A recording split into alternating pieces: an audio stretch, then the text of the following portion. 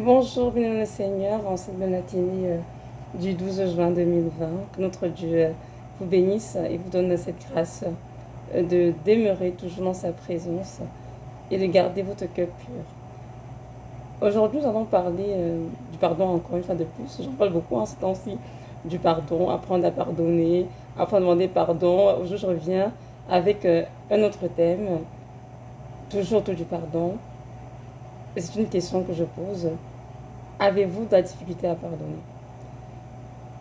J'ai pu remarquer autour de moi qu'il y a beaucoup de personnes qui ont de la difficulté à pardonner lorsqu'elles sont blessées.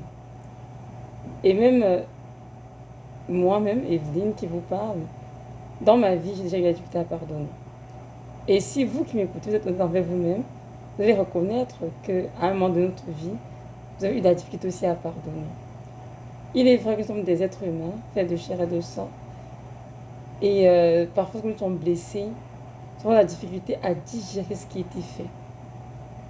Mais rappelons-nous que nous sommes des êtres humains qui ont été créés à l'image de Dieu. Et nous, qui sommes chrétiens, nous avons reçu le Saint-Esprit de Dieu, nous sommes le temple du Saint-Esprit. Donc, par conséquent, nous avons une grâce que Dieu nous accorde pour comprendre sa parole, pour la mettre en pratique et vraiment vivre une vie qui honore et glorifie son nom.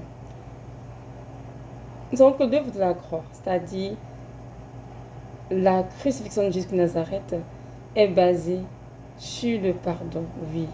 Jésus-Christ de Nazareth est l'agneau immolé qui ôte le péché du monde. Jésus-Christ était Dieu, 100% Dieu sur terre et 100% homme. Et il était un homme juste, sans péché. Cependant, il a été condamné à mort, crucifié pour nos péchés. C'est vrai que certains diront, mais non, c'était 100% Dieu, il n'avait qu'une faute à pardonner. Ce n'est pas vrai. Il est 100% Dieu, c'est vrai, mais il est 100% être humain. C'est pour ça qu'il est venu sur terre nous montrer le chemin de la vie éternelle, qui était dans ce chemin d'apprendre à pardonner. À la croix, il est écrit, je pense, dans Jean 3,16, hein, on dit Dieu a tant aimé le monde qu'il a donné son Fils unique afin que quiconque croit en lui ne périsse pas mais ait la vie éternelle. Dieu nous a tant aimé son Fils unique, Jésus-Christ, par amour pour nous, pour que ce Seigneur Jésus vienne dans nos vies ôter le péché. Donc, lorsque nous venons à Christ, nous demandons pardon au Seigneur et il nous pardonne tous nos péchés, peu importe ce qu'on a commis comme péché. Il pardonne tous nos péchés. Il est versé face à son précieux sang et nous accueille dans son royaume éternel. Donc, lorsque nous sommes blessés et que nous refusons de pardonner, ou bien je dirais plutôt, on a la difficulté à pardonner, parce qu'il y en a qui ne veulent pas pardonner, il y en a aussi qui veulent vraiment pardonner, mais qui ont la difficulté à pardonner, à passer l'éponge sur ce qui a été fait et d'avoir accordé ce pardon. J'aimerais juste nous aider avec ceci. C'est pour ça que Dieu m'a aidé moi, en tout cas dans mon cas. C'est d'apprendre à regarder à toutes les souffrances quand endurait le Seigneur lors de sa condamnation, la flagellation, la crucifixion, etc. Jésus-Christ était un homme juste, comme je disais tout à l'heure. Il était innocent, mais par amour pour nous, il a pris sur lui toutes nos maladies, tous nos péchés, les choses de nos vies. Il a tout pris sur lui, par amour pour nous. Et ceux qui l'ont condamné, qui l'ont flagellé, qui l'ont crucifié, qui l'ont insulté, méprisé, dépouillé de ses vêtements, ces personnes étaient des êtres humains comme nous. Et à la croix, malgré ce qu'ils avaient fait au Seigneur, Jésus qui a dit, Père, pardonne-leur, car ils ne savent pas ce qu'ils font. Waouh! Nous savons que tout ce que notre Seigneur a été, comment dirais-je, traité très durement par les soldats qui l'ont condamné, qui l'ont crucifié. Lorsque nous avons la Bible lue second, ou bien d'autres versions semblables, on voit que la description de la crucifixion du Seigneur Jésus-Christ est comme faite de manière sommaire. Mais je tombe sur un document écrit par Marie, mère de Jésus, qui est en train de décrire et de relater comment s'est passée la crucifixion de son fils. Et je vous assure, c'est terrible. Dedans, c'est vraiment chaque bout. Elle parle de tout, de ses bras, comment on a brisé, la couronne d'épines, comment ça a été déposé, comment il a été perforé tout le contour de la tête, comment il a saigné dans la bouche, comment... Bref, c'est décrit de manière succincte. Et j'assure, c'est extrêmement douloureux lorsqu'on le lit. Donc lorsqu'on regarde cela, on se dit, Seigneur, pourquoi est-ce que je me plains au fait? Pourquoi est-ce que je veux te pardonner? Parce que toi, à la croix, tu as pardonné à ceux qui t'ont blessé, qui t'ont condamné et qui t'ont crucifié. Alors moi, pourquoi est-ce que je veux te pardonner à mon frère, à ma soeur? Tu me fais du tort. Car ce qu'on m'a fait n'est rien comparé à ce que ça a souffert. Donc à chaque fois que vous êtes blessé, souvenez-vous que ce qu'on vous a fait, peu importe ce que c'est, ce n'est rien comparé à ce que ça soit la croix de Golgotha pour nous. Rien comparé. Donc, prenez cela et dites, Seigneur, c'est vrai. Cette personne m'a fait ceci, m'a fait cela. C'est très déchirant, j'ai très mal, Seigneur. Mais parce que, Seigneur, je t'aime. J'ai mon prochain, Seigneur, je vais pardonner. Je vais pardonner et te prier de la grâce d'oublier ce qui s'est passé. Car toi, tu as fait pour moi atrocement. Toi, tu te nommes juste. Moi, je souffre, même je suis, on va dire, un homme, comme tous les hommes qui commet des péchés encore. Mais je prends vraiment, Seigneur, cette grâce de dire, je reçois la grâce de pardonner, je pardonne et j'oublie. Et je continue ma vie. Vous savez, il y a des fois qu'on a pardonné, mais ce n'est pas vrai. C'est juste en parole. Mais dans le cœur, ce n'est pas résolu. Parce que lorsqu'on a évidemment pardonné, lorsqu'on évoque la chose, on n'a plus mal. On n'est plus frustré. On n'en parle, on n'en reparle pas à tout bout de champ. Non. Lorsqu'on évoque la chose, on est serein. On est tranquille, on en parle plus comme un témoignage, c'est tout. On n'a plus cette douleur que l'on ressent dans notre cœur. Donc, si tu veux savoir si tu as vraiment véritablement pardonné, essaie de voir comment tu réagis lorsqu'on évoque la chose qui t'était faite. Bien que tu vois la personne qui t'a blessé. C'est quoi ta réaction? Si tu es encore dans tous tes états, tu es frustré, tu vas voir la personne, tu vas lui adresser la parole, ou bien ce qu'on t'a fait, tu es très choqué, ça veut dire que tu n'as pas encore pardonné. Notre Dieu nous appelle tous à pardonner. Il est vrai qu'il y a des fois, on est victime des méchancetés extrêmes. Je sais de quoi j'en parle. Mais même jusque-là, le Seigneur dit, mon enfant, ne regarde pas ce qui t'a été fait. Ou la personne qui a fait cette chose, mais regarde à moi. Qui peut tout te donner à nouveau, qui peut te guérir, qui peut te restaurer et qui peut te donner une nouvelle vie. Vous savez, nous vivons sur cette terre, mais il y a des personnes qui sont extrêmement méchantes.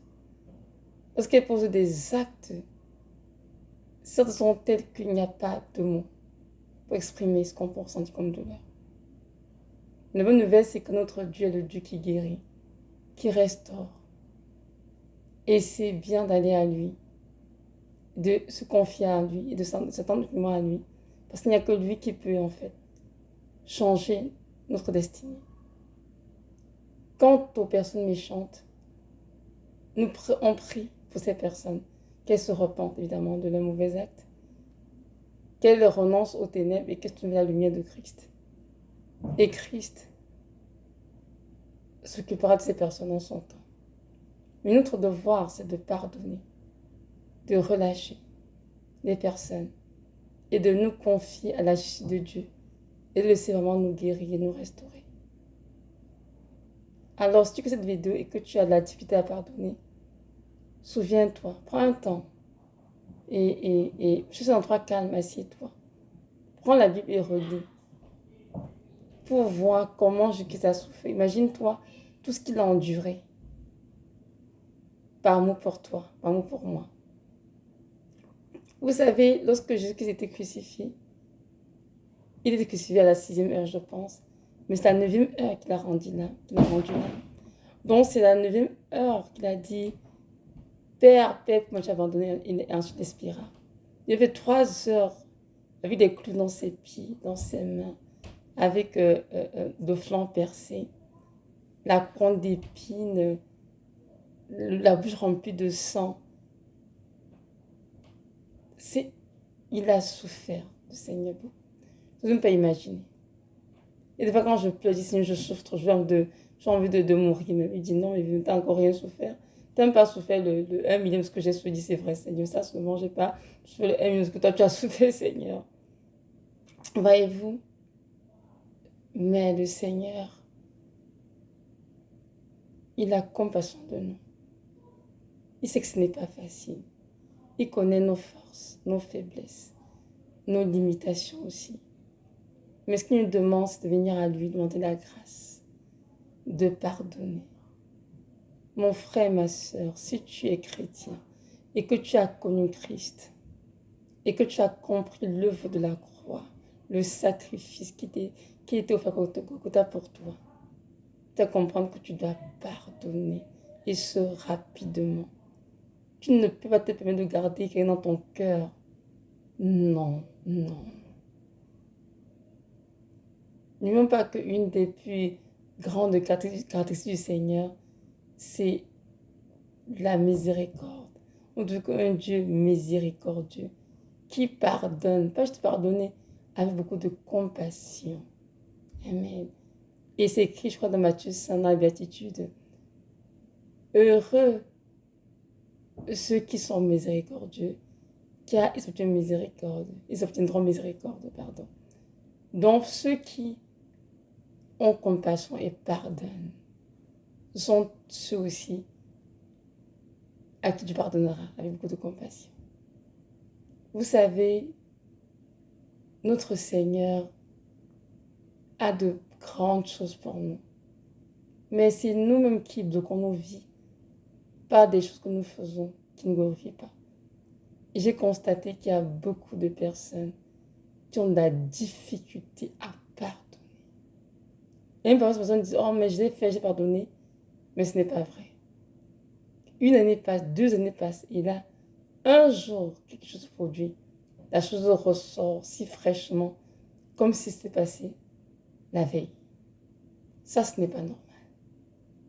Ça, ce n'est pas du tout normal. Cependant, Dieu ne nous juge pas, ne nous condamne pas. Tout ce qu'il nous demande, c'est de venir à lui donner la grâce, justement, de pardonner. Et des fois, il vient pour lui dire, Seigneur, moi je vais pardonner, c'est vrai, ce que la personne m'a fait. Mais Seigneur, je t'avoue, je ne suis pas capable. J'ai besoin de ta grâce, Seigneur. Et là, souvent, je pleure, je dis, Seigneur, vois ce qu'elle a fait, cette personne. Seigneur dit, oui, pardonne, mon enfant. Et qui dit, pardonne, pardonne. Et je prie, Seigneur, ôte de mon cœur toutes les racines d'amertume, de ressentiment, de rancune, Seigneur. Et mets dans mon cœur beaucoup de compassion pour la personne et beaucoup d'amour. Car c'est important que je pardonne. Je ne veux rien dans mon cœur qui puisse entacher mon cœur. Et notre Dieu, dans sa grâce, il m'a toujours accordé cela. Donc, mon frère, ma soeur, si tu as la difficulté à pardonner, je t'en prie. Va voir le Seigneur, demande de l'aide au Seigneur. Il va t'aider et t'apprendre à pardonner rapidement.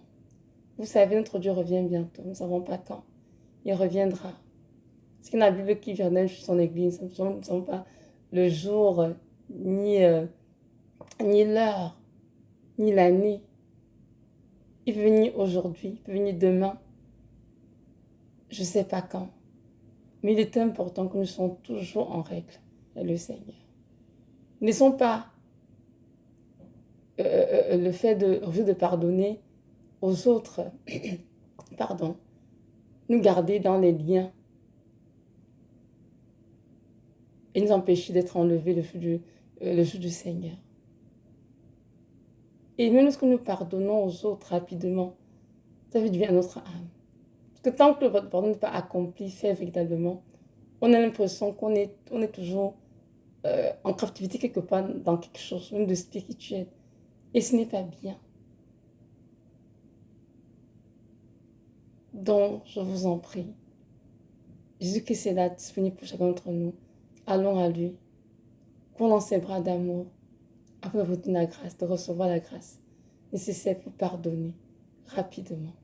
Et je suis vu qu'il faut prier pour cela, parce que parfois on croit que tout est acquis en vie chrétienne, hein, on se dit, mais je suis un enfant de Dieu, donc d'office, dès que je suis offensé, je vais pardonner rapidement. On se rend compte que souvent on le dit à la bouche, au niveau des faits, ce n'est pas vrai. Parfois ça peut prendre beaucoup de temps, dépendant de la blessure qu'on a reçue, ou dépendant des personnes concernées. Voyez-vous, donc, ne prenons rien pour acquis. Nous sommes tous comme des enfants. Et en apprendre du Seigneur, dit Seigneur, j'ai besoin d'aide pour telle chose. Et Dieu va nous accorder cette aide dont nous avons besoin. Car sa volonté à notre égard, c'est que nous apprenons à pardonner rapidement. Vous savez, lorsqu'on regarde les 14 stations de la croix qui relatent tout le chemin de croix du Seigneur, la première station, c'est écrit, hein, ô Seigneur, apprends-nous à pardonner, à demander pardon. Et avant cette phrase, c'est écrit ceci, que Jésus-Christ, tel l'agneau sans tache, condamné par des hommes, mais dans son cœur, il ne fit aucun reproche, aucun jugement. Amen. Dans son cœur à la croix, Jésus a déjà pardonné à ceux qu'il avait condamnés et crucifiés. Et même Pilate, Judas, qui l'a trahi. Si Judas ne s'était pas, suicidé, moi je suis convaincue qu'il aurait obtenu la miséricorde du Seigneur s'il lui avait demandé. Car il écrit je crois que c'est dans Matthieu 27, hein, Matthieu 27, 3 dit ceci, alors Judas, et qu'il avait livré, voyant qu'il était condamné, se repentit et rapporta les 30 pièces d'argent aux principaux sacrificateurs et aux anciens, en disant, j'ai péché en livrant le sang innocent. Ils répondirent, que nous importe, là te regarde, parole du Seigneur. Tu rends tout ce que dans Matthieu 27, des questions du fait que Judas a pris évidemment les 30 pièces d'argent données par les pharisiens pour donc justement livrer Jésus-Christ. Donc il a pris son échange de le livrer le Seigneur. Et lorsque le Seigneur a été donc arrêté et condamné, Judas s'est rendu compte qu'il avait fait un péché et on dit qu'il s'est repenti. Malheureusement, lorsqu'il a fini de se repentir, il n'est pas resté là. Il allait se pendre, il allait sauter la vie. Malheureusement pour lui. Mais en principe, si c'était resté nous de se repentir, je te dis Seigneur, j'ai mal fait en te livrant même. Je suis convaincue que tu l'aurais pardonné parce que même ceux qui ont cru le Seigneur, qui l'ont flagellé, l'ont traité très durement. Jésus-Christ à la croix l'a pardonné quand il a dit Père, pardonne car ils ne savent pas ce qu'ils font. Et je me rappelle, il fut, je ne sais pas c'était en quelle année, je sais pas c'était en 2018, je vivais quelque chose de...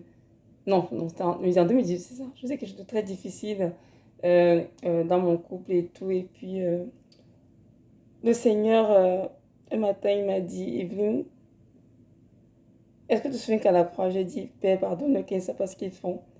J'ai dit, oui, Seigneur. Il m'a dit, je veux que tu dises la même chose pour la personne qui t'a blessé. Dis-moi de pardonner, car cette personne ne sait pas ce qu'elle est en train de faire. Tu crois pour ta part que tout ce qu'elle fait est sciemment pour te blesser, mais c'est pas vrai, c'est pas vrai. Donc pardonne. J'ai dit, Seigneur, c'est vrai. En tout cas, j'ai compris que dans la vie chrétienne, on apprend à pardonner. Et si on n'apprend pas à pardonner, si on continue de garder dans notre cœur, c'est sûr que nous allons ouvrir des portes aux démons. Et pas n'importe quel démon.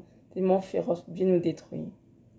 Vous savez, ne pas pardonner, c'est comme si, euh, comment dirais-je, on mangeait du poison en espérant que l'autre personne meure. Mais la vérité, c'est que l'autre personne ne mourra pas. C'est nous qui allons mourir. Donc, c'est important de pardonner. Et si on est tous à pardonner, souvent, toutes les fois, souvent, nous, à chaque fois, pardon, comment dirais-je, la souffrance qu'a enduré le Seigneur depuis son arrestation jusqu'à la crucifixion. Donc, voilà. J'aimerais juste nous rappeler que notre Dieu est un Père et qui a compassion de nous.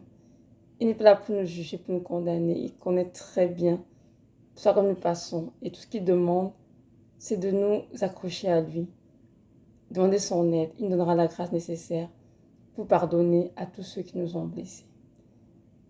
Maintenant, si tu m'écoutais et que tu n'as pas connu ta vie au Seigneur Jésus de Nazareth, j'aimerais te dire que ce Seigneur Jésus-Christ t'aime beaucoup, d'un amour éternel et conditionnel. Et il soupire après ton âme depuis fort longtemps. Alors je t'encourage à lui ouvrir ton cœur, pardon, à le recevoir comme ton Seigneur et selon ta vie. Et je t'assure que non seulement il va pardonner tes péchés, il va t'aller dans ton sang, son sang précieux, il va te restaurer, il va t'accorder la vie éternelle.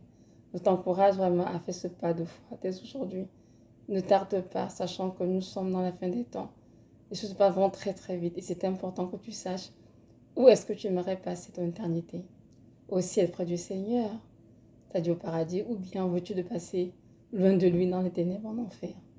À toi de choisir, je t'encourage à choisir de recevoir la vie éternelle, de passer l'éternité près du Seigneur au ciel. Donc voilà.